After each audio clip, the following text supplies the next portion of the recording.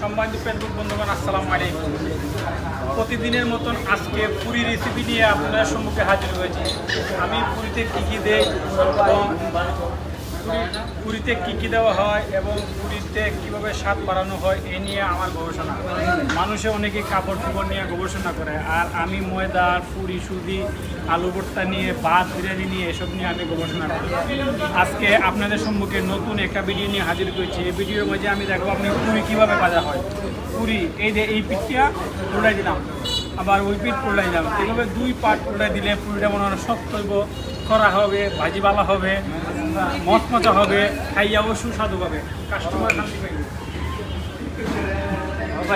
এই হোটেলের টেবিলগুলো অনেক মজা এবং পুরিগুলো মজা, খুব ভালো লাগছে। পরিবেশ সুন্দর, এই জন্য পুরি ভাজা ভালো হবে। পুরিতে কাজ করা হবে।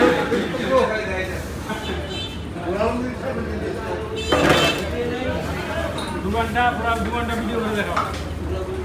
আমাদের টেংটিংয়ে মূল্য আছে, মূল্যও দেখাবো।